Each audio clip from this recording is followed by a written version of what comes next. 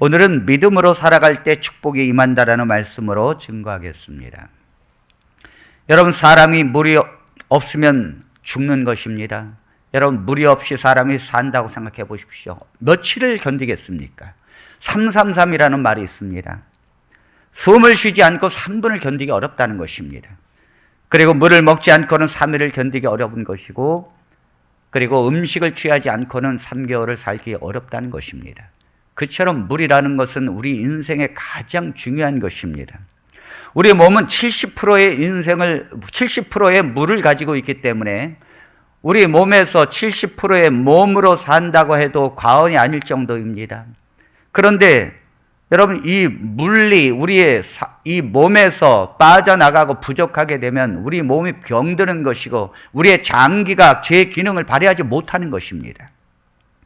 우리 몸에서 물이 2%만 빠져나가도 우리는 심한 갈증을 느끼게 되고, 우리의 몸에서 5%의 물이 빠져나가게 되면 의식을 잃어버리는 것입니다. 우리 몸은 매일매일 자동적으로 우리 몸에서 물이 빠져나가고 있습니다. 지금 소변과 대변과 그리고 여러 가지 땀구멍을 통해서 계속해서 빠져나가는데 하루에 얼마나 빠져나가는가 하면 2리터가 빠져나갑니다. 2리터의 물이 자동적으로 빠져나가기 때문에 하루에 음식물을 통해서든지 물을 먹는 걸 통해서든지 어떻게 해서든지 2리터의 물을 채워주지 않으면 우리는 우리의 장기가 마비가 되어지고 의식을 잃어버리고 제 기능을 살 수 없고 결국은 병에 걸리고 죽는 것입니다. 그러므로 우리의 삶에, 우리의 육체에 그렇게 물이 필요하다면, 여러분, 우리의 영적인 삶에서 그렇게 필요한 것이 무엇일까요? 그것은 바로 성령입니다. 성령은 바로 물과 같은 것입니다.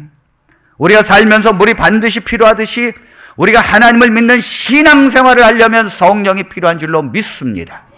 하나님의 성령이 아니고는 우리가 하나님을 믿을 수도 없고 그 하나님을 섬길 수도 없습니다.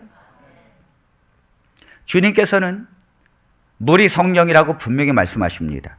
요한복음 4장 13절로 14절에 주님은 이렇게 말씀하십니다.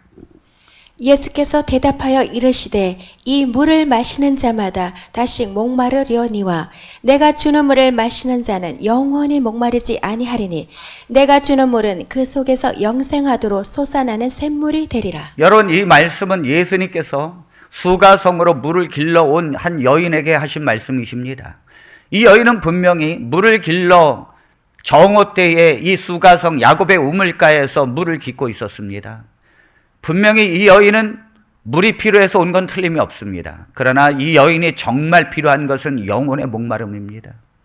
내가 남편도 없이 인생의 정말 좌절 가운데 살고 있을 때에 이 여자는 형사취수법에 의해서 남편을 5을 두었습니다. 그런데 지금 있는 남편도 예수님께서 말씀하시기를 너의 남편이 아니라고 했습니다. 형사취수법이라고 하는 이스라엘의 율법이 무엇입니까? 한 여자가 한 남편과 결혼을 했습니다. 그랬더니 그 남편이 죽은 것입니다. 그렇다면 그 동생이 대를 잇기 위해서 형수와 결혼을 해야 합니다. 그러므로 이 여인은 다시 둘째 아들과 결혼을 했습니다. 그런데 둘째 아들이 또 죽은 것입니다. 셋째 아들과 결혼했는데 또 죽은 것입니다. 사람들에게 소문이 났습니다. 도대체 이 여자만 결혼을 하면 남자가 죽으니, 남자가 요절해서 죽으니 이 남자 잡아먹는 귀신이 아닌가? 사람들은 그 집안에서도 이 여자는 버림받았고, 사람들은 그 집안에 시집온 이 여자를 통해서도 사람들은 손가락질을 하면서 그 집안을 말아먹는 사람으로 비난받았을 것입니다. 예수님께서 그 여인에게 이렇게 말씀하십니다. 내게 남편이 5이 있었느니라. 그러나 지금에 있는 남편도 너의 남편이 아니라는 거죠. 원래 남편은 죽었기 때문입니다. 그러므로 이 여인은 인생에 사는 것이 아니었습니다. 그러므로 하나님께서 이 여인을 우물가로 보내셨고 예수 그리스도께는 그 우물가로 가기 위하여 방향을 트신 것입니다. 주님은 한 사람을 만나기 위하여 그가 비록 인생에 한 가지의 물을 길러왔지만 그에게 필요한 것은 단순한 물이 아니었어요. 그는 하나님의 없이는, 그는 하나님이 주시는 생수가 아니면 그는 인생에 살 수 없는 여인이었습니다. 우리는 인생의 이 땅에 살면서 우리가 매일 물을 필요로 하듯이 하나님의 주시는 생명수가 필요한 줄로 믿습니다. 주님께서 우리에게 주시는 그 생명수가 무엇입니까, 여러분? 주님이 말씀하십니다. 내가 주는 물을 마시는 자는 영원히 목마르지 아니하리니 내가 주는 물은 그 속에서 영생하도록 솟아나는 샘물이 되리라. 아멘. 예수님께서 주시는 물은 외부에서 들어오는 것이 아니에요. 이 속에서 샘솟는 생명수라는 것입니다. 주님이 도대체 무슨 물을 주시길래 도대체 이 샘물처럼 계속해서 나서 내가 목마르지 않고 계속 이 샘물을 내가 내 속에서 스스로 마실 수 있단 말인가? 그것은 바로 영생하는 물입니다. 이 속에서 예수님이 주시는 물이라면 내가 영생할 수 있도록 나를 이끄시는 물인 줄로 믿습니다. 여러분, 진시황은 늙고 죽고 병들지 않기 위하여 그는 온 밤을 붙여서 신하들에게 늙지 않는 약초, 불로초를 구해오라고 했습니다. 그 수많은 사람들을 동원해서 불로초를 구한 진시황도 결국은 그 약초를 구하지 못하고 자기의 인생에서 늙고 병들고 죽었습니다, 여러분. 그런데 도대체 주님이 주시는 물은 뭐길래 생명수고 영원한 물입니까? 그것을 마시는 자는 영생하도록 솟는 샘물이라고 말씀하십니까? 요한복음 7장 37절로 39절에 보니까 그것은 바로 성령이었습니다. 자, 그 말씀을 보겠습니다.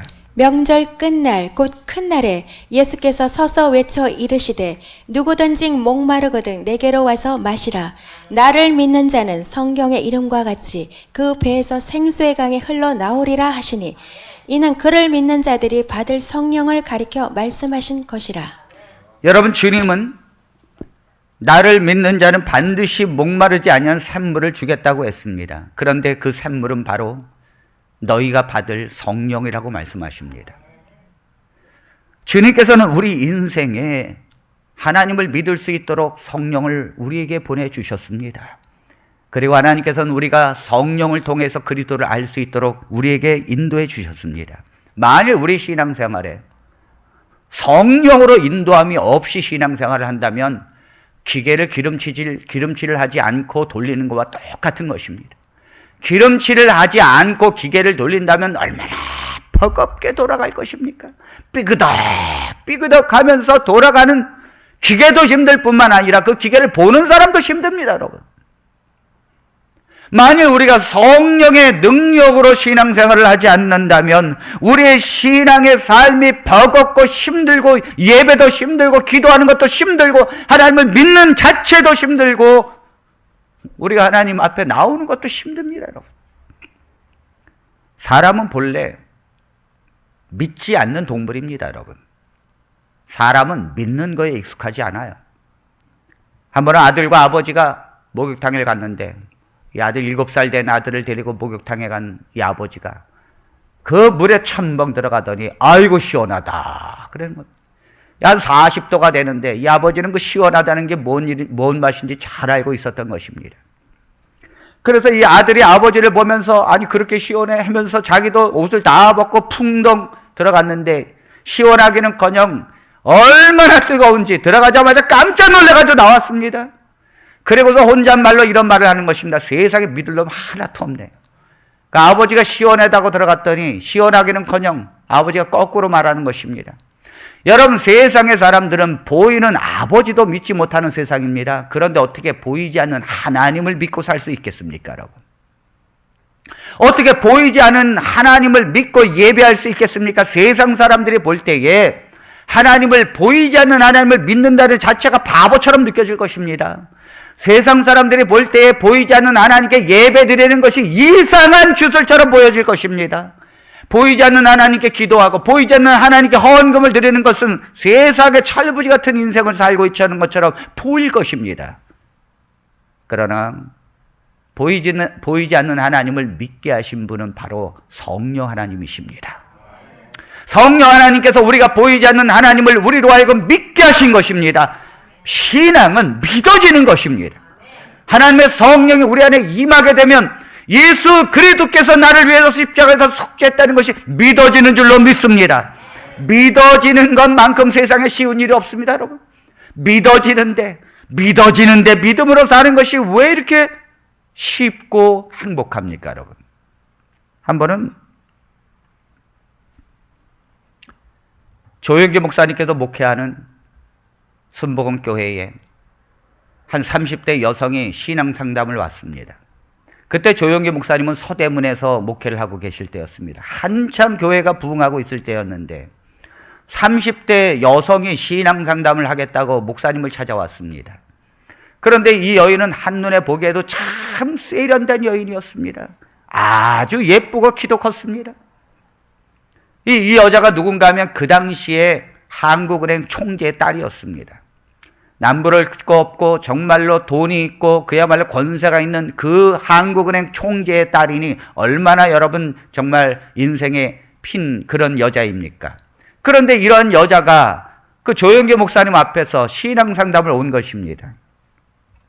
얘기를 들어보니까 이 여인이 참혹한 얼굴을 하면서 자기의 남편은 암 전문가라는 것입니다. 그래서 잘 나가는 의사였다는 것입니다.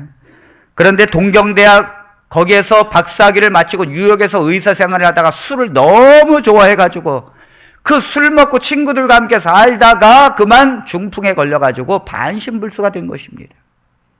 반신불수가 되어서 자기 몸을 제대로 움직이지 못하고 말도 제대로 못하고 그리고 쩔뚝쩔뚝 거리면서 그렇게 지팡이 잡고 사니까 문제는 예쁜 부인이 마음에 자꾸 걸리는 것입니다. 부인이 화장을 나가고 그 다음에 들어올 때마다 이 부인에게 칼을 대면서 계속해서 목에 칼을 대면서 이 부인을 괴롭히는 것입니다. 도대체 어떤 남자를 만나고 왔느냐, 누구를 만나고 어디서 있었느냐, 계속 괴롭히는 것입니다. 이 여자가 의처증에 걸린 이 남편한테 시달리고 맨날 밤에 밤마다 이 남자가 칼을 들고 설치니 살 수가 없는 것입니다. 그래서 너무너무 괴로워가지고 조영기 목사님한테 신앙 상담을 온 것입니다. 이 목사님께서 가만히 들어보니까 이 여자의 운명이 참 기가 막힌 것입니다. 한눈에 보기에도 절색의 미인인데 미인은 박명이라고. 이 살다 보니까 얼마나 이렇게 험악한 세상을 살고 있는지 모릅니다. 그래서 목사님이 뭐라 그랬는가 하면 답은 예수님 믿는 길밖에 없습니다.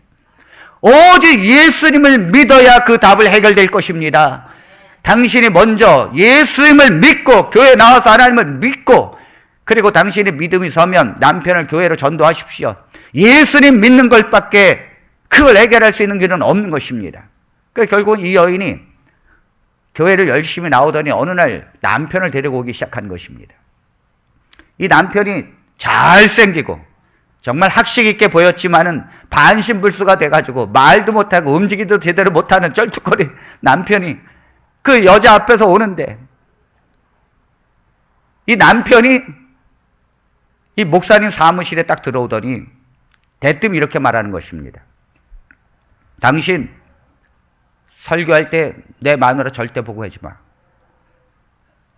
내 마누라가 너무너무 이쁜데 당신이 내 마누라 보고 설교하는 거 난 싫다고. 그러니까 이 조영기 목사님이 참 기가 막힌 것입니다. 그럼 자기 마누라 보고 설교하지 말라고 하니 이 목사님이 오기가 생겼어요. 뭐라 그러셨는가 하면 당신 마누라만 이쁩니까? 내 마누라도 당신 마누라 뼈암칠 정도로 이쁩니다. 내가 왜 볼 사람이 없어서 당신 마누라를 봅니까? 걱정하지 마십시오. 걱정하지 마십시오. 그런데 예배를 드리고 나서 끝나고 나서 목사님 이 사무실에 목회실에 꼭 찾아오는 것입니다. 그러면서 자기 마누라 봤다고. 당신 왜 자꾸 내 마누라 보고 설교하느냐고. 이 남편이 자기 부인 이제 딱 옆에 붙어 있으면서 이 설교를 듣는데 매주일 나오는 것입니다. 자신의 부인 지키려고 매주일 나오는 거예요. 혹시 이 부인이 이 목사님하고 또 다른 남자하고 이 바람 필까봐. 그러니 이 남편이 들어와서 계속 얘기하는데 예배 끝날 때마다 그 목사님한테 그런 말을 하니까 목사님 설교를 어떻게 하셨는가 하면 그것도 딱 앞에서 그 여인이 하나님을 붙들려고 요 앞에 딱 앉아 있는데 목사님이 앞에 보면 또 본다고 그럴까봐 목사님 어떻게 했는가 하면 이렇게 설교를 했습니다. 그리고 또 이렇게 설교를 했습니다. 그러니 그렇게 설교하고 있는 목사님도 얼마나 힘듭니까? 이 주일날마다 아주 괴롭습니다. 그분 때문에 설교를 하는 것도 힘들고 맨날 자기한테 와가지고 협박하는 것도 힘들고. 근데 어느 날 이 남편이 목사님한테 이렇게 말하더라는 것입니다. 이 대구 사람인데 경상도 남자라 아주 잘생겼고 그런데 더듬더듬거리는 말로 이렇게 말하는 것입니다. 당신 내가 가만히 보니까 이 이 머리도 이 대머리가 돼가지고 정말 공부도 많이 한 것 같은데 이 사람이 멀쩡하게 보이는데 어떻게 이렇게 바보 같은 소리를 하냐고. 당신이 얘기하는 건 다 바보 같은 소리라고. 당신이 하나님의 아들이 예수 그리스도라고. 그 다음에 예수님이 뭐 나를 위해서 십자가에 달려 돌아가셨다 그래요. 근데 그 예수님이 또 동정녀 처녀 마리아에게서 태어났다 그래요. 그 예수님이 부활했다고 하는 거예요. 당신은 그 할 일이 없어서 이런 말을 하느냐고. 아니 당신은 도대체 그런 비과학자고 무식한 말로 그 많은 사람들을 속이고 있으니 할 일이 그렇게 없느냐고. 내가 당신 직장 다시 알아봐 줄 테니까 다른 일 가라고. 왜 멀쩡하게 생겨가지고 그런 바보 같은 말만 해느냐고. 이렇게 말하는 것입니다. 목사님께서 그렇게 말하는 사람에게 무슨 할 말이 있겠습니까? 그 목사님께서 계속 기도하시면서 하나님의 성령이 이 사람에게 임하게 해 주십시오. 하나님의 성령이 이 사람의 심령에게 믿어지게 해 주십시오. 목사님께서 그렇게 기도하시면서 말씀을 전한 것입니다. 그렇게 하기를 1년을 했습니다, 여러분. 어느 날 크리스마스 날 목사님께서 설교를 하고 계시는데 그 앞에서 남편이 훌쩍훌쩍 우는 것입니다. 그래서 목사님께서 무슨 생각을 하셨는가 하면 보통 남자가 울 때는 항상 뭐냐면 집안에서 아침에 싸우고 나면 꼭 이 남자가 울더라는 것입니다. 그래서 목사님 설교하시면서 오늘도 또 대판 싸우고 왔구나. 그렇지 저런 사람이 안 싸우고 배겨요. 그런데 예배를 다 마치고 나서 또 사무실에 와가지고는 이 사람이 이렇게 말하는 것입니다. 이 목사님을 보면서 이렇게 말했습니다. 이 장박사입니다. 장박사. 이름이 장씨인데 이 장박사가 와가지고는 이 목사님한테 이렇게 말합니다. 그 목사님께서 먼저 오늘 왜 이렇게 우는 걸 보니까 오늘 아침에 대판 싸우고 교회를 왔느냐고. 어째 이렇게 눈물을 흘리냐고. 그랬더니 이 남자가 뭐라고 말했는가 하면 나 안 싸웠다고. 나 안 싸웠는데 내가 1년 동안 당신 얘기를 내가 계속해서 들으면서 내가 아무래도 정신분열증에 걸린 것 같다고. 내가 당신 말이야. 당신이 동정녀 마리아에게서 무슨 뭐 처녀의 몸에서 예수님이 태어났다 그러고 예수님이 하나님의 아들이라고 그러고 예수님이 무슨 우리의 죄를 위해서 십자가 달려 돌아가셨다 그러고 그 다음에 예수님이 부활했다 그러고 승천했다 그러는데 아니 그게 내가 머리로는 도저히 그걸 받아들일 수 없는데 내 마음에서 자꾸 그게 믿어지기 시작한다고. 아니 내 마음과 머리가 도대체 이것이 하나가 되지 못하고 내 머리로는 도저히 그게 아니라고 계속 말하는데 내 마음에서 자꾸 그게 믿어지는데 이게 정신분열증이 아니고 뭐냐고. 당신이 내게 정신분열증을 만들었으니까 당신이 고쳐달라고. 이렇게 말하니까 목사님께서 내가 고쳐주겠다고. 좋은 약이 있다고. 뭐냐고 그랬더니 바로 구약과 신약이라고. 그래서 구약은 좀 어려우니까 신약부터 오늘부터 신약부터 읽고 다 읽고 나면 내가 당신의 병을 안수해서 고쳐주겠다고. 이 사람이 그 말을 듣고는 이 신약을 읽기 시작하는데 여러분 이 마음에서 믿어지는데 마음에서 믿어지는데 그 한 구절 한 구절 읽을 때마다 이 사람이 무너지는 것입니다. 그 말씀 한 구절 한 구절 읽을 때마다 그리스도께서 십자가에서 내 죄를 속죄하시면서 피를 흘렸다는 것이 믿어지면서 이 사람의 눈물방울 되면서 통곡했습니다. 완전히 거듭난 것입니다. 아멘. 아멘. 그리고는 이 사람이 어느 날 몸이 어느 정도 회복해가지고 의사협회에 참석을 했는데 거기 수많은 자기 동료 의사들이 있는데 그 의사들에게 이렇게 말했습니다. 당신들 내 말 들어보라고. 당신들 이게 의사 살면서 남 병 고치는 것만 하지 말고 예수님이 그 구원받아야 된다고. 예수님이 하나님의 아들이시고 예수님이 당신의 죄를 위해서 십자가 달려 돌아가셨고 예수님을 믿음으로 천국 가라고. 이렇게 전도를 하는 것입니다. 그랬더니 이 의사들이 많이 배운 의사들이 그 장박사를 보면서 아니 장박사 왜 그래? 아니 장박사 요즘 현대인들이 이 무식한 말을 하고 있다고. 아니 이 세상에서 무슨 부활이 어디 있고 그 다음에 무슨 천국이 어디 있느냐고. 우리가 수많은 사람을 고쳐봤지만 죽으면 끝나는 거 아니라고. 어떻게 그렇게 바보 같은 소리를 하냐고. 이렇게 예수님을 믿는 그 믿음을 받아들이지 않고 사람들이 오히려 이 장박사를 막 정죄하고 비난하고 조롱하는 것입니다, 여러분. 그래서 이 사람이 돌아와서 조영기 목사님한테 이렇게 말한 것입니다. 목사님. 그러면서 그 의사들, 내가 그렇게 전도했는데 믿지 않는 그 의사들 향해서 목사님한테 이렇게 말했습니다. 도대체 지놈들이 의사면 다야? 배웠다고 하는 놈들이 도대체 하나님도 모르고 하나님이 없으면 이 세상의 모든 만물이 어떻게 창조되었어? 대답도 못하는 것들이 하나님이 없다고 잔소리나 하고 나에게 핀잔을 주고 자기들 성경을 알아? 예수님이 하나님이라면 하나님인 거지 하면서 조영기 목사님 앞에서 막 자기의 동료들을 막 비난하더라는 것입니다. 어떻게 이렇게 사람이 바뀝니까, 여러분? 어떻게 사람이 안 믿는 사람이 이렇게 하나님을 믿는 사람으로 바뀝니까, 여러분? 그것은 하나님의 성령이 우리의 심령 가운데서 그리스도를 믿게 하신 줄로 믿습니다. 하나님의 성령이 아니면 우리의 이성으로 주님을 알 수가 없고 주님을 믿을 수도 없는 것입니다. 오직 하나님의 성령이 각 사람에게 임하여 그 사람으로 하여금 예수 그리스도를 믿고 구원을 받을 수 있도록 하나님께서 우리에게 축복해 주셨는 줄로 믿습니다. 그러므로 하나님께서 오늘 우리 사랑하는 성도들의 심령 가운데 한 사람 한 사람에게 역사하십니다. 그리고는 그리스도를 믿을 수 있고 예배를 붙잡고 하나님께 기도할 수 있도록 하나님께서 그 힘을 우리에게 주신 것입니다. 그러나 사랑하는 성도 여러분, 예수님께서 우리에게 성령을 부어주신 것은 우리가 예수 그리스도에 대한 내적인 확신만 갖기 위해서 하나님께서 우리에게 성령을 부어주신 것은 아닙니다. 하나님께서 우리에게 성령을 부어주신 것은 믿음으로 살게 하라고 부어주신 줄로 믿습니다. 하나님께서 우리에게 믿음으로 살도록 우리를 성령으로 불러주신 것입니다. 여러분, 우리가 예수님을 믿는 것과 믿음으로 사는 삶은 전혀 다른 것입니다. 믿는 것에는 우리가 하나님 앞에 구원을 받을 수 있지만은 믿음으로 사는 삶이 있다면은 그것은 이 땅에서 하나님의 놀라운 축복을 받는 것입니다. 우리가 믿음으로 사는 삶에는 반드시 하나님 앞에 열매가 있고 그 열매는 하나님의 귀한 축복이 있습니다. 많은 사람들이 예수님을 믿는다고 하지만은 믿는 것을 의심하지는 않습니다. 그러나 믿음으로 사는 삶을 힘들어합니다. 성령의 은혜를 받았는데 하나님께서 성령을 보내주신 것은 예수 그리스도를 믿음으로 구원을 받게 하는 것뿐만이 아닙니다. 우리는 이 땅에서 예수님을 믿으면서도 이 땅에서 죄악 세상에서 살아내야 하는 것입니다. 이 땅에서 우리가 어려운 가운데도 살아가야 합니다. 우리는 병과 고통과 우리의 삶에서 우리는 이 땅에서 살아야 되는 것입니다.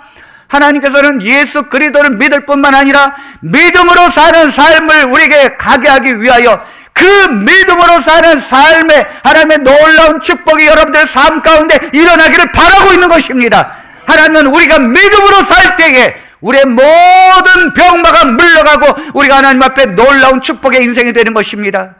우리가 믿음으로 사는 것에 대해서 하나님은 한치의 보상도 잃지 않으십니다. 여러분, 사렙다 과부가 엘리야가 사렙다 과부에게 왔을 때 그 마지막 떡을 달라고 했습니다. 여러분, 하나님의 종에게 그 마지막 떡을 주는 것은 믿음으로 아니면 되는 것이 아닙니다.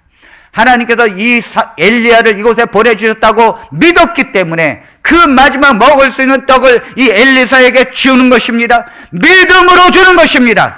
그러므로 하나님께서 가뭄이 계속되어지고 비가 오지 않은 내내 3년 동안 이 가정에 가루와 기름이 떨어지지 아니했느니라. 아멘. 하나님은 반드시 믿음으로 행하는 것에 대한 분명한 보상을 해주십니다. 믿음으로 바디메오는 예수 그리스도가 다윗의 자손이라는 것을 알았습니다. 여리고로 가는 길목에서 수많은 소경과 문둥병자들이 있었지만은 믿음으로 사는 삶은 바디메오 한 사람뿐이었습니다. 바디메오는 예수님이 가시는 길에 주여 저를 불쌍히 여겨 주시옵소서, 다윗의 자손이여 저를 불쌍히 여겨 주시옵소서. 제자들이 이 바디메오를 향해서 조용히 하라고 외칩니다. 지금 예수님께서 가시는 길에 웬 소경이 소란을 피니까 조용히 하라고 말합니다. 그런데 이 바디메오는 믿음으로 나가야 합니다. 믿음으로 다시 예수 그리스도를 더 크게 소리 질렀습니다. 다윗의 자손 예수여 나를 불쌍히 여겨 주시옵소서.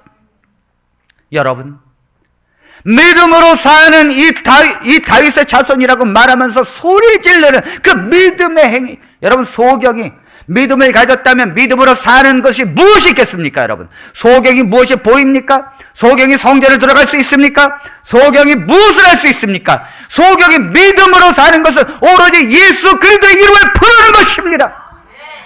그 예수 그리스도의 이름을 부르니까 예수님이 돌아보시면서 소경의 눈을 뜨게 해주신 줄로 믿습니다. 하나님께서는 반드시 믿음으로 사는 삶에 대해서 보상을 한다는 것이에요. 하나님께서 아브라함에게 갈대아 우르에서 살고 있는 이 아브라함에게 믿음으로 너는 갈대아 우르에서 나오라고 했습니다. 그리고 내가 네게 지시할 땅으로 가라고 말씀하신 것입니다. 그 땅이 어디인지도 모르고 하나님을 믿고 하나님께서 나를 부르셨다는 것을 믿고 갈대아 우르에서 이 아브라함은 드디어 나옵니다, 여러분. 그가 비록 텐트를 치고 수많은 시련을 겪고 그가 나그네 인생을 살면서도 하나님께서 그를 부르심으로 그가 갈대아 우르에서 나온 것입니다. 여러분, 이 아브라함은 이미 갈대아 우르에서 하나님을 믿었습니다, 여러분. 하나님을 믿었기 때문에 하나님께서 그를 부르신 것입니다. 우리가 믿는다면 이제 믿음으로 가는 삶을 살아야 되는 것입니다. 하나님을 믿는다면 믿음으로 가는 삶을 살 때에 하나님께서 그 인생을 축복해 주시는 것입니다. 만일 아브라함이 갈대아 우르에서 하나님을 믿는 믿음 안에서 그대로 있었다면 아브라함은 자손이 없었을 것입니다. 그러나 하나님께서 갈대아 우르에서 나와라, 거기에 죄악의 도성에서 그 우상 숭배하는 곳에서 있지 말고 너는 나를 따라 나오라고 하셨습니다. 이 믿음으로 나갈 때에 하나님께서 아브라함을 통해서 자식을 주시고 그 자손을 통해서 이스라엘이라는 나라를 세우셨습니다. 얼마나 큰 축복을 받았습니까? 오늘 아브라함이라고 하는 이름은 오늘 만방의 사람들로 통해서 칭송을 받는 하나님의 백성이 되었습니다. 모든 하나님의 우리의 자녀들은 아브라함의 후손입니다, 영적으로. 그러므로 아브라함이라고 하는 것은 가장 존귀한 사람입니다. 이것은 믿음으로 나왔기 때문에 가능한 것입니다. 하나님의 성령이 왜 우리에게 부어지십니까? 하나님의 백성들이 예수 그리스도를 믿음으로 하나님을 섬기게 할 뿐만 아니라 믿음으로 살도록 우리를 이끄시는 줄로 믿습니다. 하나님께서 우리를 믿음으로 가게 하십니다. 우리의 인생에 믿음으로 사는 것이 중요한 것입니다. 하나님은 여러분들과 제 인생에 관심이 많으십니다.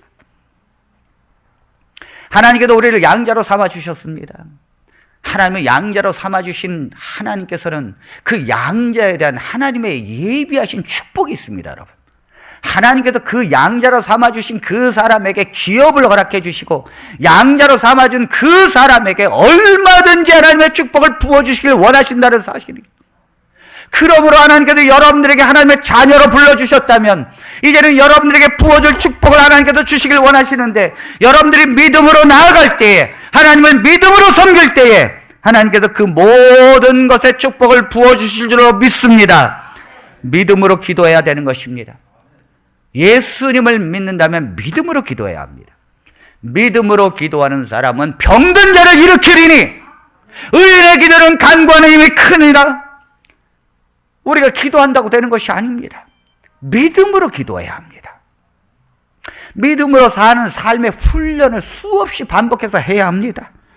이 훈련을 마치지 않으면, 이 훈련을 가지 않으면 그 인생의 열매는 아무것도 없습니다, 여러분. 하나님 앞에 구원은 받겠지만은 이 세상을 하나님의 축복의 경험이 없이 살아야 합니다. 하나님께서 여러분들의 인생을 그렇게 바라시지 않습니다. 하나님은 여러분들의 삶에 큰 열매를 맺히기를 원하는 줄로 믿습니다. 하나님은 여러분들의 인생에 관심이 있습니다.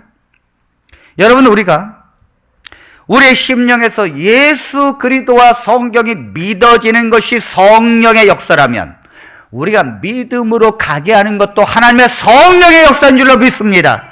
하나님의 성령이 우리 안에서 충만하게 임할 때에 우리가 드디어 믿음으로 살 수 있는 것입니다. 하나님께서 우리에게 이렇게 말씀하십니다. 에베소서 5장 18절에 술 취하지 말라. 이는 방탕한 것이니 오직 성령으로 충만함을 받으라. 술 취하지 말라. 이는 방탕한 것이니 오직 성령의 충만을 받으라. 데살로니가전서 5장 19절에는 성령을 소멸하지 말라고 그랬습니다. 여러분, 이 마지막 종말의 때는 노아의 때와 같다고 했습니다. 이 노아의 때와 같다. 그러면서 시집가고 장가간다고 했습니다. 여러분, 시집가고 장가가는 것이 뭐가 잘못돼가지고 노아의 때와 같다고 말씀하시면서 시집가고 장가가고 노아의 때도 그렇게 했다는 것입니다. 그러므로 마지막 때에 시집가고 장가가고 노아의 때와 같이 살다가 종말을 맞게 될 것이라고 말씀했습니다. 그런데 제가 가만히 봤습니다. 도대체 시집가고 장가가는 노아의 때 어떻게 했는가? 가만히 봤더니 창세기 6장에 노아 홍수가 내리기 직전에 하나님은 노아 홍수가 왜 이 땅에 내리는지를 설명하십니다. 그때의 창세기 6장 1절의 말씀에 보니까 사람의 아들들이 이 사람의 아들들이 이 딸들을 보고 세상의 딸들을 보고 그 아름다움을 취하여 결혼을 했다고 했습니다. 사람의 딸들은 하나님을 믿는 백성을 말하는 것입니다. 세상의 딸들은 하나님을 안 믿는 백성을 말하는 것입니다. 내가 내 인생에서 하나님을 믿는 믿음으로 사는 삶을 선택하고 믿음으로 가기 위하여 배우자도 믿음으로 하나님을 섬기는 사람을 선택하고 어떻게든지 내 자녀가 하나님을 믿는 믿음 안에서 살 수 있도록 결정하고 그 길로 가야 되는데 거기에 관심이 없는 것입니다. 믿음으로 사는 삶을 안 사는 거예요. 하나님을 믿는 자도 자기의 소견에 그저 예쁘고 그저 잘났으면 세상의 가치관으로 결혼을 하니까 자녀들이 예수님을 믿을 필요도 없습니다. 하나님을 믿지도 않습니다.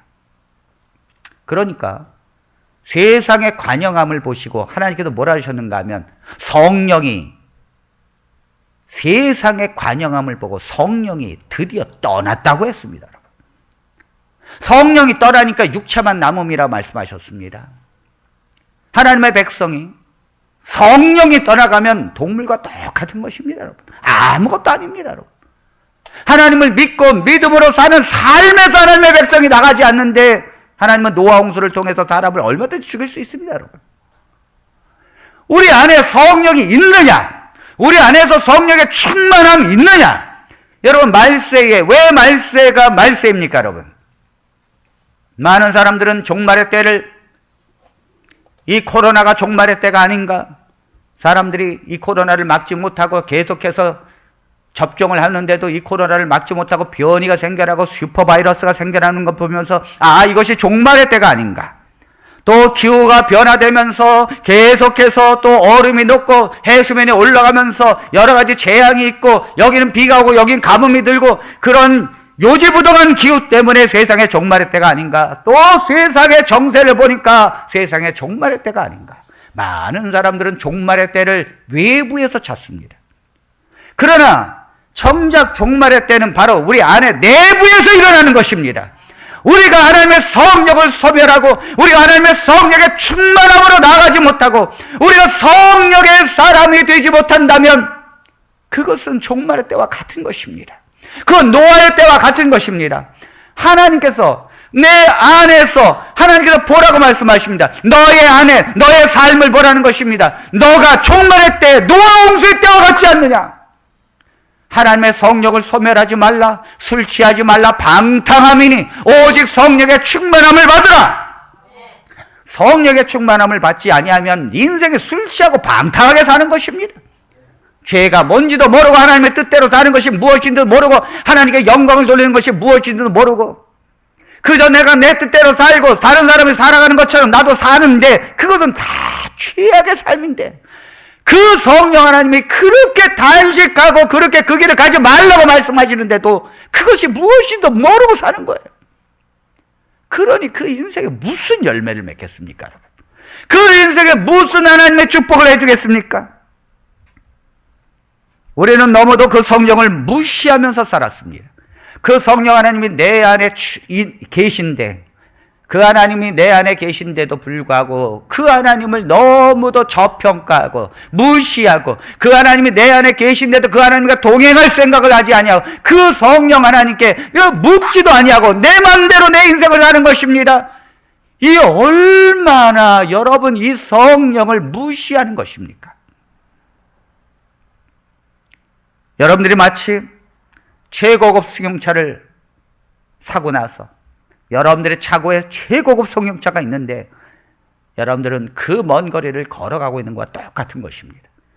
여러분들은 누군가로부터 최고의 아름다운 저택, 전원주택을 여러분들이 선물로 받았는데 그 앞에서 여러분들은 텐트 치고 사는 것과 똑같은 것입니다. 하나님의 성령이 우리 안에서 예수 그리스도를 믿게 해주신 줄로 믿습니까? 성령 하나님이 내가 예수 그리스도를 믿음으로 하나님의 의롭다 칭함을 받은 줄로 믿습니다. 성령 하나님이 예수 그리스도께서 부활하심으로 나도 또한 이 땅에 죽는다 할지라도 마지막 때에 결국은 변할 수 없는 이 육체가 호련히 하나님의 썩지 아니할 몸으로 변화되어서 영원히 천국에서 사는 줄로 믿습니다. 그 믿음이 우리 안에 주신 것은 성령이십니다. 그 성령은 오늘날 우리가 성령의 충만함을 기도하라고 말씀하십니다.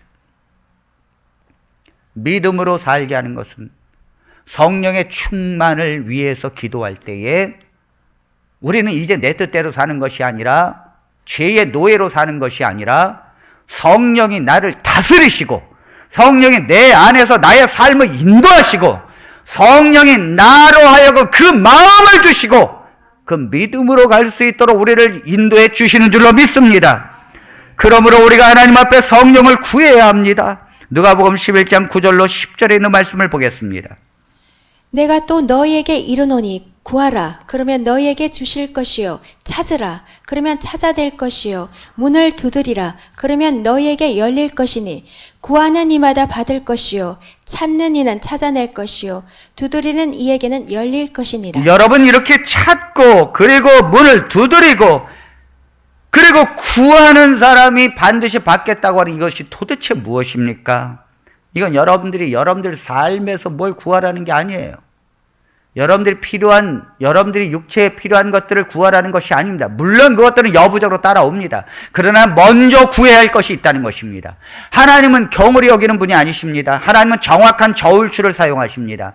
그러므로 하나님께서는 여러분들이 믿음으로 살지 않는데 여러분들에게 축복해 주시고 여러분들의 인생의 보상을 해주지 않습니다. 반드시 하나님께서는 여러분들이 믿음으로 살도록 하십니다. 그리고 믿음으로 사는 것에 대한 정확한 축복을 주시고 먼저 성령을 구해라고 말씀하십니다. 그래서 이것은 바로 성령을 두고 이야기하는 것입니다. 13절에 이렇게 말씀하십니다.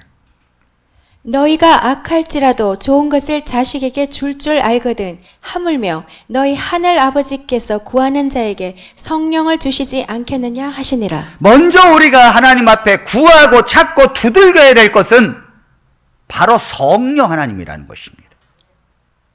성령 하나님을 여러분 잘 생각해 보십시오.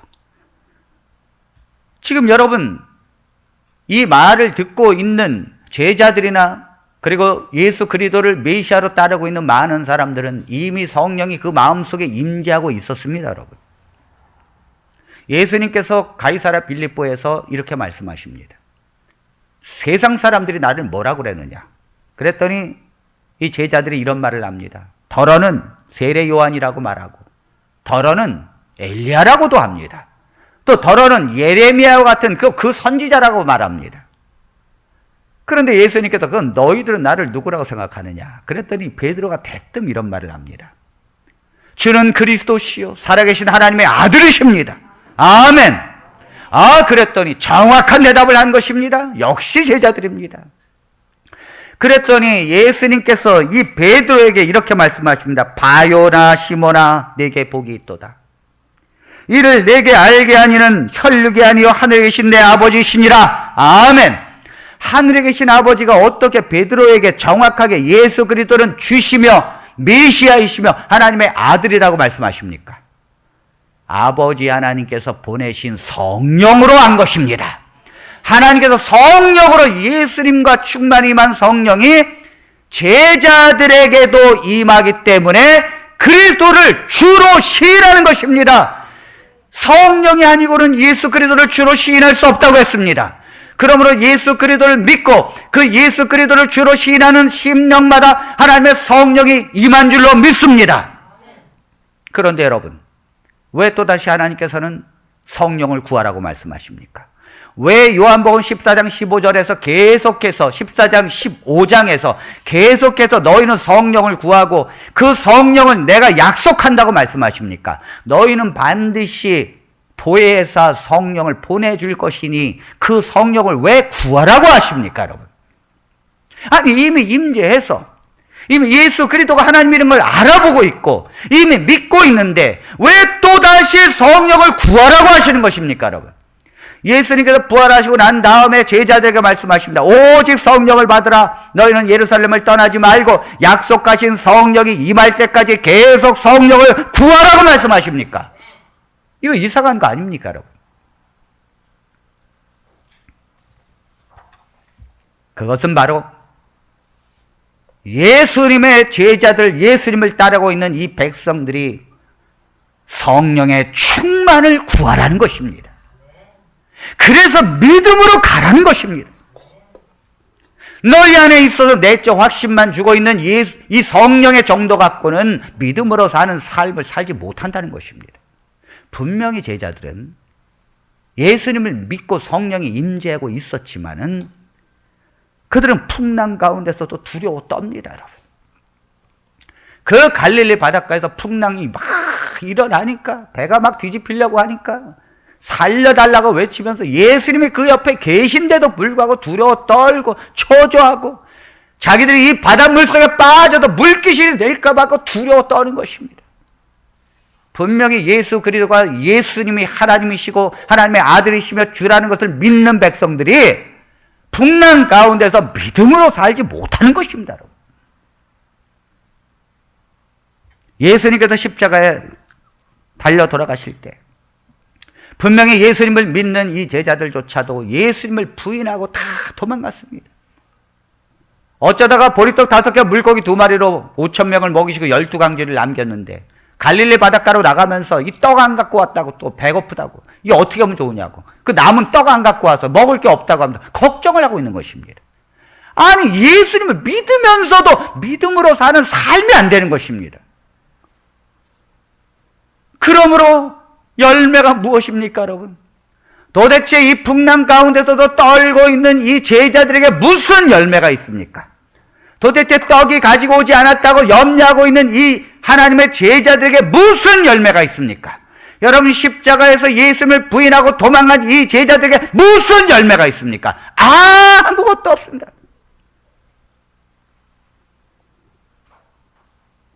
그래서 주님께서는 이 백성들이 믿음으로 살기를 바라시는 것입니다. 그 하나님께서 주시고자 하는 풍성한 열매와 그 축복을 부어주기를 원하시는 것입니다. 그래서 성령의 충만을 구하라는 것입니다. 너의 뜻대로 살지 말고 하나님의 성령이 너의 인생을 이끌도록 허락해 달라는 것입니다. 고집을 부리지 말고 성령께서 인도해 달라고 하나님 앞에 기도하는 것입니다. 사도행전 2장 33절에 이렇게 말씀하십니다. 하나님이 오른손으로 예수를 높이심에 그가 약속하신 성령을 아버지께 받아서 너희가 보고 듣는 이것을 부어 주셨느니라. 여러분, 예수님은 신실한 하나님이십니다. 그러므로 제자들에게 내가 너희에게 다른 보혜사를 반드시 보낼 것이다 말씀하셨습니다. 그러면서 사도행전 2장에 성령의 충만함이 내리니까 이것은 약속하신 성령이라는 것입니다. 하나님이 약속하셨으면 반드시 이루실 줄로 믿습니다. 구하는 자가 찾을 것이라고 말씀합니다. 찾는 자가 찾는 것이고 문을 두드리는 이에게 반드시 열릴 것이라고 말씀했습니다. 왜입니까, 여러분? 왜 반드시 찾는 이가 찾을 것이고 두드리는 자가 반드시 문을 열릴 것이고 왜 그렇게 말씀하셨습니까? 하나님이 약속하셨기 때문입니다. 그러므로 하나님께서 성령을 받은 하나님의 백성들이 더 성령의 충만함을 구하라고 말씀하십니다. 사도행전 2장 4절에 제자들이 받은 성령은 성령이 아닙니다. 그것은 성령의 충만함이었어요. 자, 사도행전 2장 4절의 말씀을 보겠습니다. 그들이 다 성령의 충만함을 받고 성령이 말하게 하심을 따라 다른 언어들로 말하기를 시작하니라. 여러분, 이미 제자들은 성령이 임재하고 있었습니다. 내주하고 있었습니다. 그런데 그들이 왜 기도했습니까? 하나님, 우리는 두렵습니다. 우리는 이 세상에서 예수 그리스도를 증거할 수 없습니다. 우리는 저들이 두렵고 목숨이 두렵습니다. 그러므로 또 예수님 또 도망갈까 봐 우리 두렵습니다. 성령의 충만함을 주십시오. 내가 담대함을 가질 수 있도록 하나님의 마음을 주십시오. 인간의 마음이 아니라 하나님의 담대한 마음을 우리에게 허락해 주십시오. 성령의 충만함을 구한 것입니다. 그러므로 성경에 그들이 다 성령의 충만함을 받았다고 했습니다. 그러므로 성령의 말하게 하심을 따라서 다른 언어로 말하기 시작한 것입니다. 이제는 성령의 이끌음을 받는 대로 살아가는 것입니다. 여러분, 신앙은요, FM에 노선이 있어요. 이 노선을 무시하면 안 됩니다.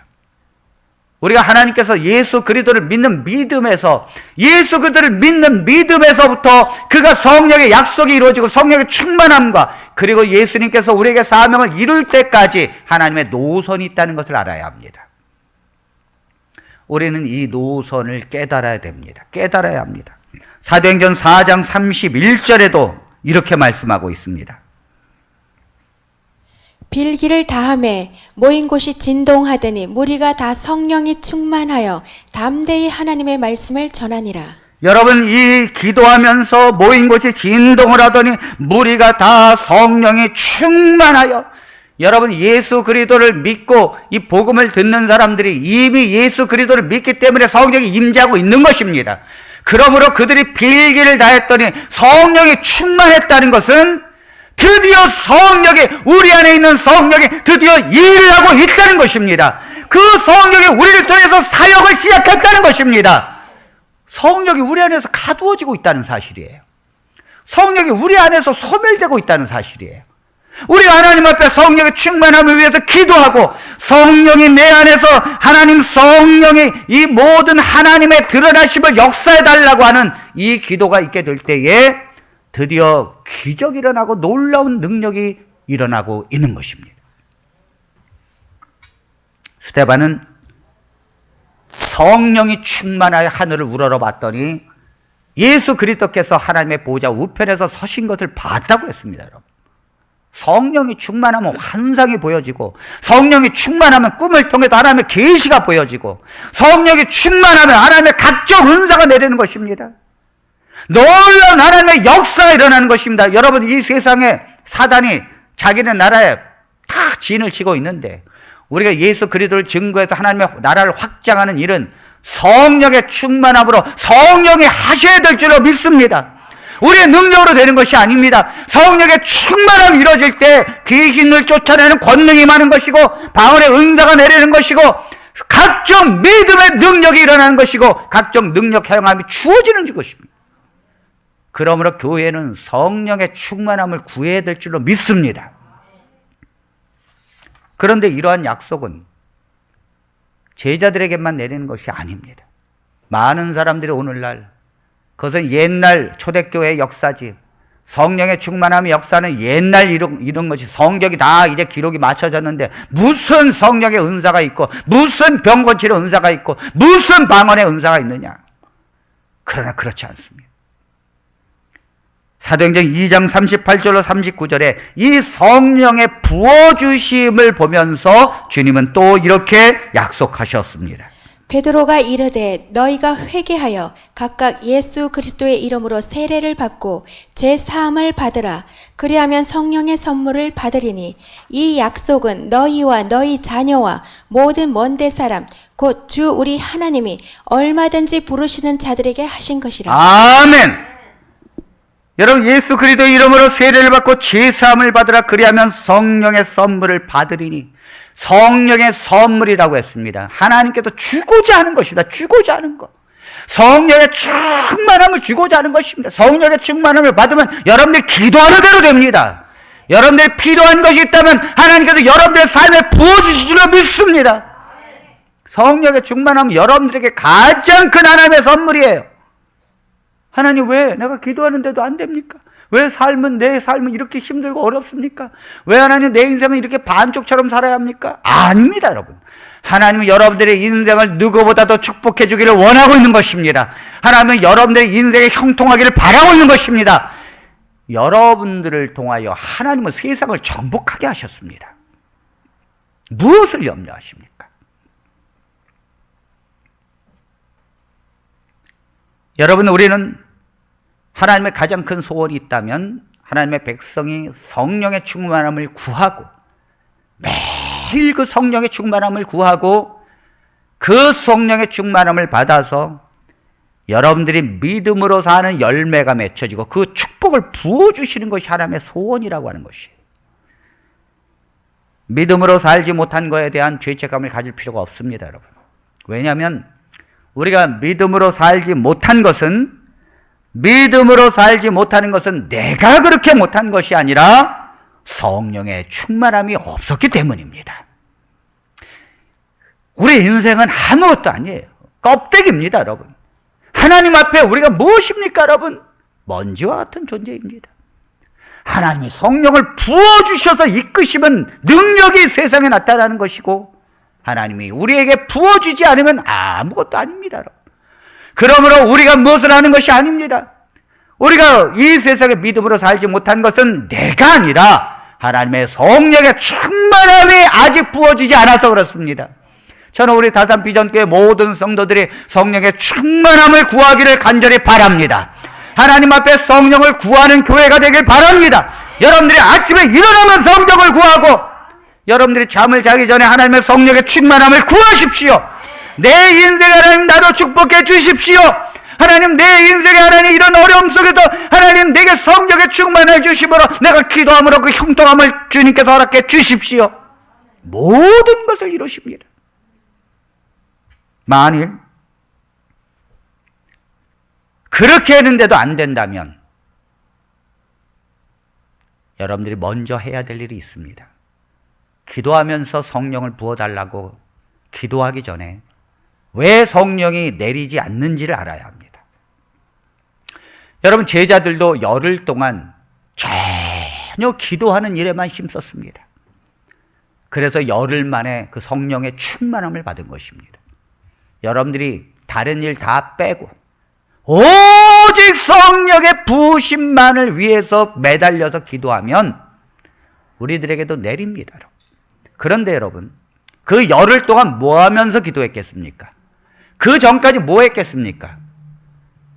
그 노상에서 예수님 따라다니면서 싸웠습니다, 제자들은. 요한과 야고보와 베드로가 서로 싸웠습니다. 내가 좌하면 그 다음엔 나는 우해야지. 저 사람이 우하면 안 되지. 내가 우해야지. 하나님께서 예수님이 이제 이 나라를 세울 텐데 내가 저 일대의 자리를 앉아야지.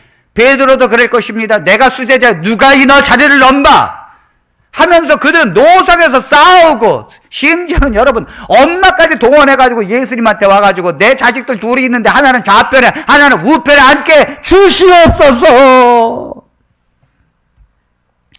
그러니까 이 제자들이 시기와 질투 속에 살았습니다.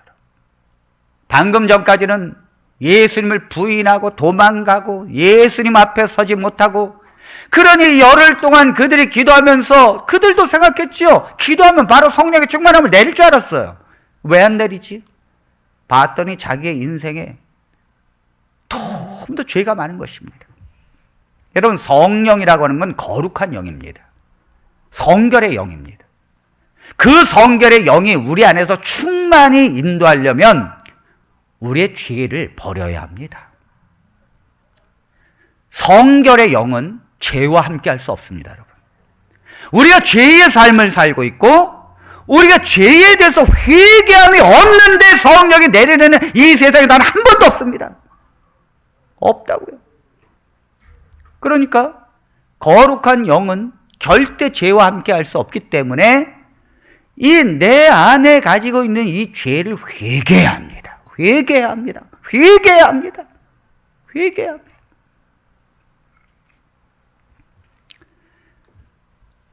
우리가 죄에서 벗어나기 위해서 간절한 마음으로 하나님께 원해야 합니다.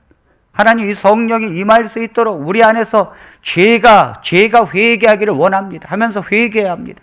그런데 여러분, 회개하는 것도 우리의 뜻대로 되는 것이 아닙니다. 회개하는 것도 하나님의 성령이 회개의 영을 부어주셔야 되는 줄로 믿습니다. 저는 오래전부터 제 삶에 대해서 성령의 충만함을 위해서 기도해 왔는데 그 기도하고 또 기도하는데도 잘 안 됐어요. 그래서 제가 하나님 앞에 어떻게 기도했는가 하면 하나님 저로 하여금 회개케 해 주십시오. 제가 회개의 삶을 원합니다. 기도하는데 지난 수요일 날 제가 이제 설교 준비를 하고 이 컴퓨터 앞에서 막 준비를 하고 있는데 갑자기 하나님께서 이 회개의 영을 제게 주시는데 기도하라는 것입니다. 그래서 하나님, 그래서 침대에 엎드려서 기도하기 시작했어요. 하나님, 제가 회개합니다. 그랬더니 하나님께서 아니라는 것입니다. 하나님께서 다른 데 가서 기도하라는 거예요. 그래서 제가 그 어디입니까? 그랬더니 산에 가서 기도하라는, 산에서 기도하라는 강력한 하나님의 부르심이 있었어요. 집사람이 어디 뭘 배우겠다고 아침부터 나갔고 집에 아이들 2명밖에 없었는데 제가 오후 2시에 이제 설교 준비를 거의 마치고 이제 설교를 오늘 수요일날 저녁 예배에 설교를 해야 되는데 하나님이 갑자기 기도하라고 하시는 것입니다. 하나님께서 강력하게 기도하라고 말씀하셔서 저는 그 음성을 듣자마자 여러분 성령께서 인도하시면요 여러분들의 심령에 하나님이 강력하게 그 마음을 주시면 바로 순종해야 합니다. 바로 순종해야 합니다. 저는 그 마음을 들자마자 제가 배낭을 꾸리기 시작했어요. 채 집안에서 나갈 때 5분밖에 안 걸렸습니다. 저는 그저 아무것도, 그래서 잠바 하나 딱 걸치고, 그 다음에 모포 하나 딱 배낭에 넣고, 그 다음에 갑자기 나가면서 제가 문자로 우리 카톡에, 교회 카톡에 올리기 시작했습니다. 제가 지금 기도하러 가오니 여러분들 예배 시간에 하나님의 성전에 와서 기도하십시오. 그래오는 차를 타고 가는데 저희 집사람에게도 제가 카톡에 올리니까 저희 집사람이 바로 전화 와서 무슨 일이냐고. 무슨 일은 기도하러 간다고. 하나님이 부르셔서 기도하러 간다. 그래가지고 차를 타고 저 고속도로를 가는데 이 하나님이 어디서 기도하라는지 알 수가 있어야죠. 그래서 하나님 어느 산입니까? 어느 산입니까? 그래서 제가 하나님께서 아무리 말씀하셔도 제가 말씀을 드려도 뭐 무슨 산이라고 말씀도 안 하십니다. 그래서 제가 골랐습니다.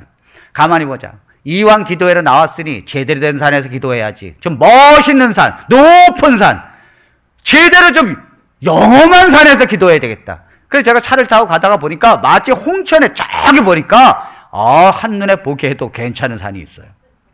제가 콜게이트에서 바로 나와가지고 그 산을 향해서 국도로 가는데 그 시골길 골짜기를 향해서 가는데 한참 30분을 가는데 저는 저 멀리에 좋은 그 높은 산이 있어서 가까운 줄 알았더니 30분을 가도 그 산에 도달을 못하는 것입니다. 그래서 제가 가다가 보니까 걱정이 되는 거예요. 산에서 기도를 해야 되는데 사실 모포 하나만 갖고 온 것입니다. 아무것도 못 갖고 왔어요. 밤에 이슬은 어떻게 피하지?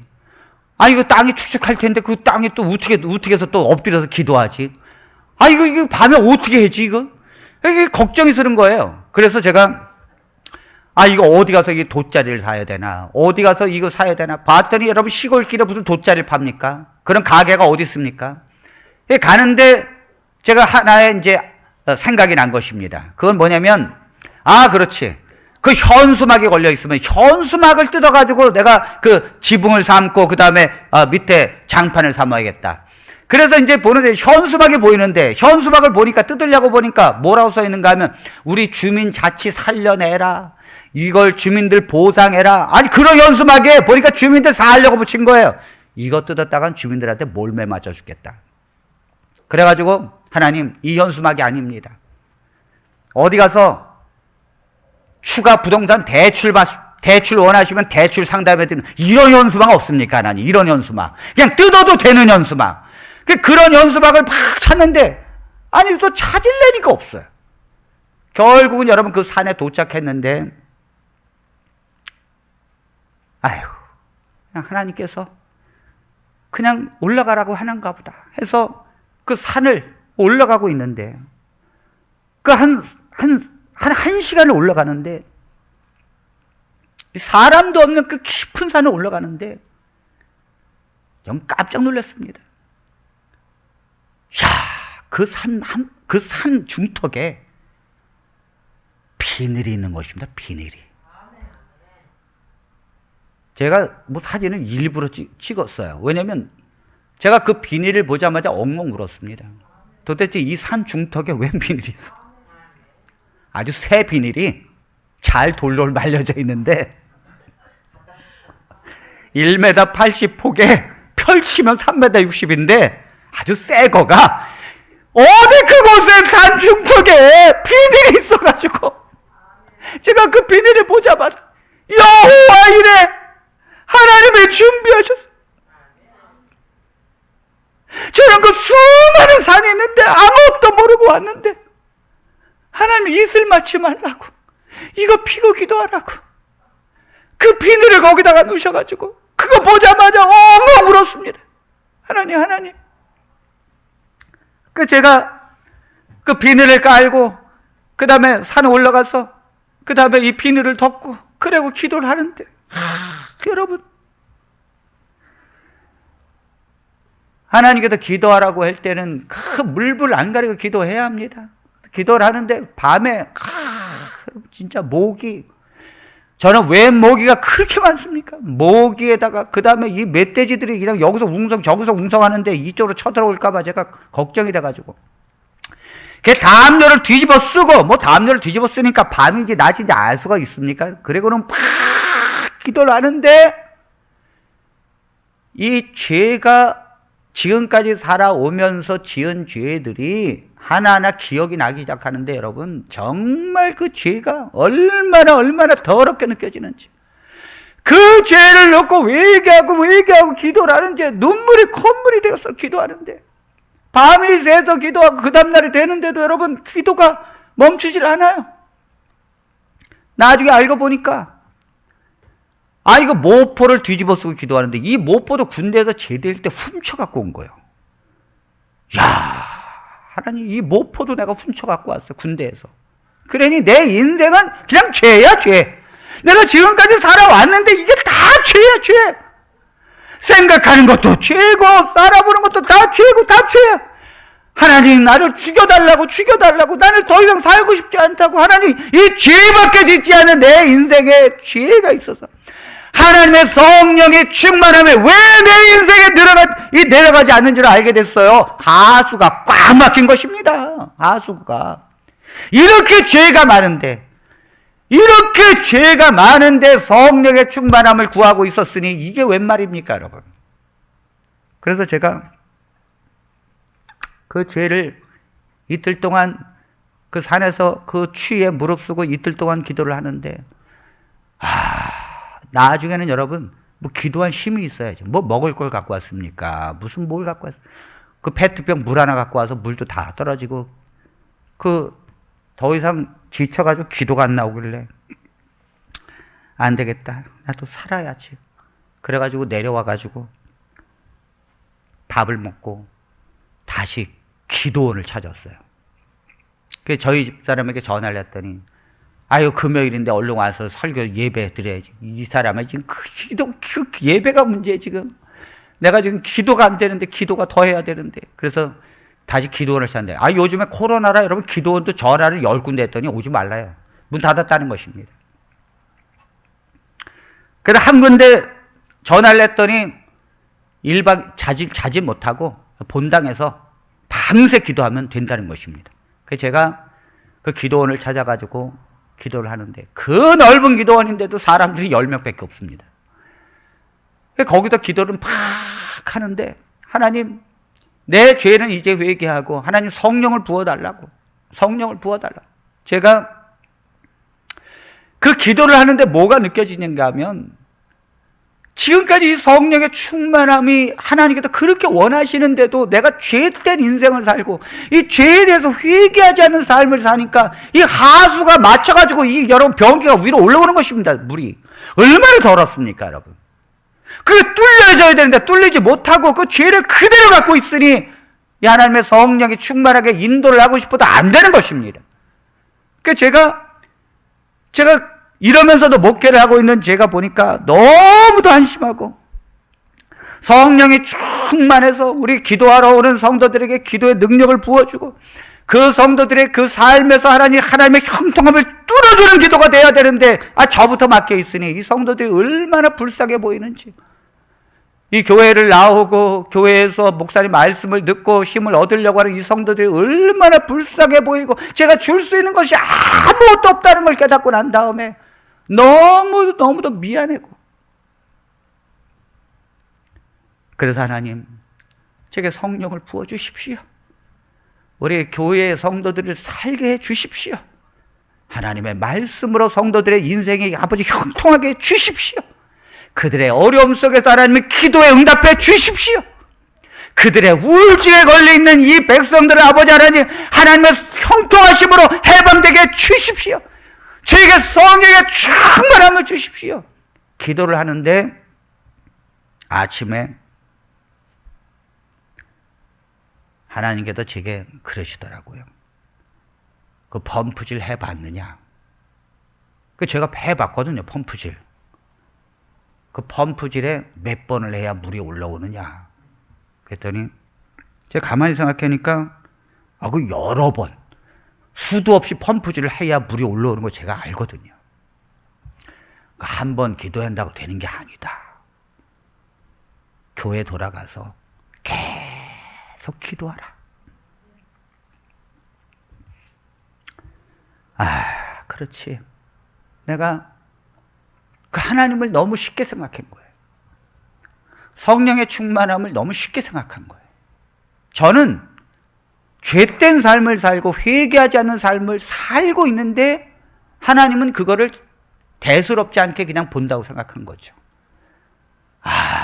제가 와서 결심을 했습니다. 내가 하나님 앞에 죽는 순간까지 하나님 앞에 기도하겠다고.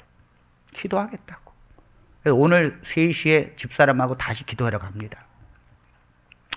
교회 비운다고 여러분들 그게 중요한 게 아니에요. 하나님 앞에 매달리고 기도하는 것이 훨씬 중요한 줄로 믿습니다. 집사람하고 3시에 다시 기도하러 갑니다. 하나님께서 오늘 우리에게 우리 여러분들의 삶에 하나님은 너무도 귀한 계획을 갖고 있다는 것을 알게 됐어요. 하나님은 여러분들의 인생을 축복해 주기를 바라고 있는 것입니다. 하나님은 여러분들의 인생에 하나님의 형통함으로 인도해 주길 바라고 있는 것입니다. 그래서 주의 종으로 하여금 먼저 성령의 충만함을 받고 이 불을 받아서 여러분들에게 붙이기를 바라고 있는 것입니다. 하나님께서 먼저 그 길을 우리에게 인도해 주기 위해서 이 길을 여시는 것입니다. 저는 그것을 확신했습니다. 그리고 하나님께서 그 길을 열어주실 것입니다. 우리 사랑하는 모든 성도들의 삶을 하나님께서 풍성한 은혜로 부어주실 줄 믿습니다. 하나님께서 반드시 시작하신 이가 주님이시니 성령이시니 마치는 이시오 하나님이시오 성령인 줄로 믿습니다. 승리하는 저와 여러분들이 되시기를 바라면서 말씀을 마칩니다.